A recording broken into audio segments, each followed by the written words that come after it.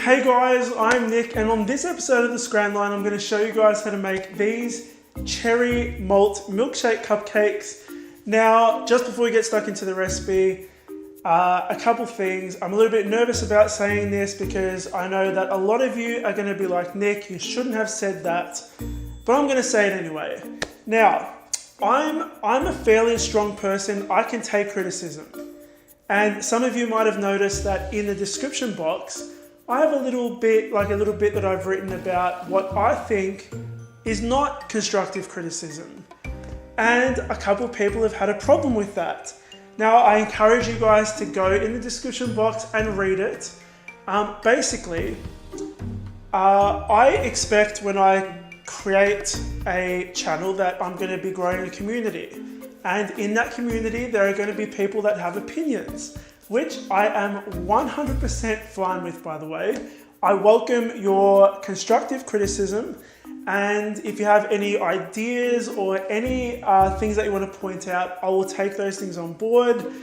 Just a quick note, I was a graphic designer for 5 years. I know what constructive criticism is.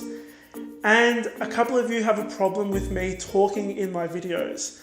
Now, when people tell me, Nick, you're talking way too much, get on with the recipe, what I'm hearing is, Nick, shut up.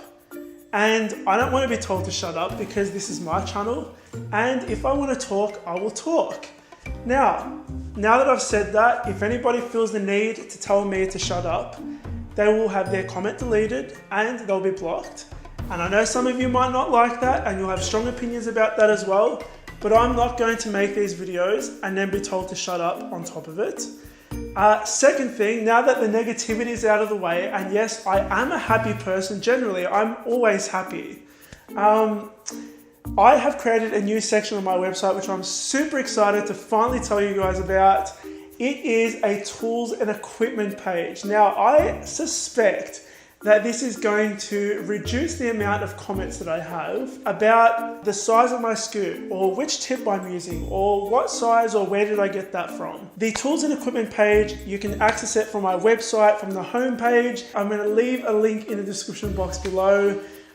So I also would like your feedback. If there's anything that's missing from there or you'd like to know where I got specific things, at the moment it's just got measurements for each of the things that I use.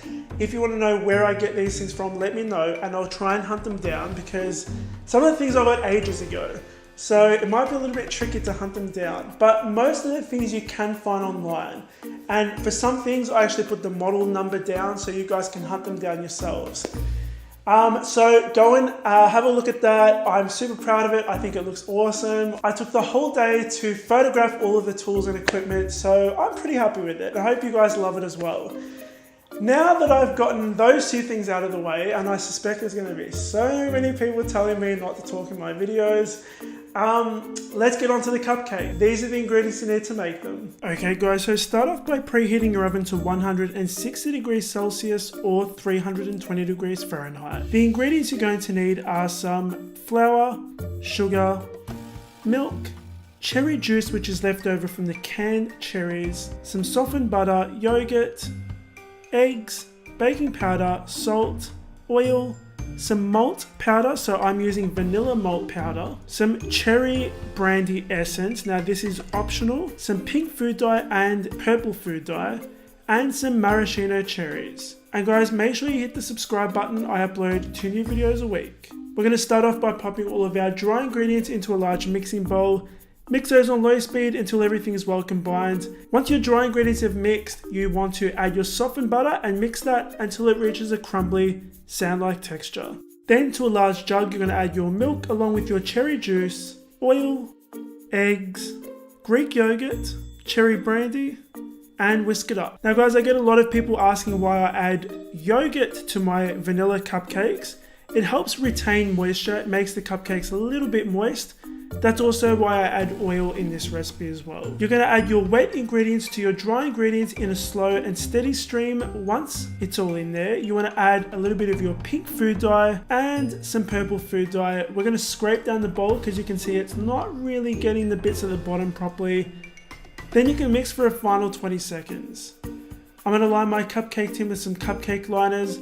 We're going to pop about 4 cherries at the bottom of each cupcake liner, and then we're going to fill these up about 3/4 of the way. We're going to pop these into the oven for about 20 to 30 minutes. It might take a little bit longer because of those cherries in there, because they're helping the cupcake stay more moist. Then you can transfer to a cooling rack. To prepare your buttercream frosting, you're going to add some pink and purple food dye to it. A little bit of cherry brandy as well, that's completely optional. Now you can use actual cherry liqueur. Mix that until it's well combined.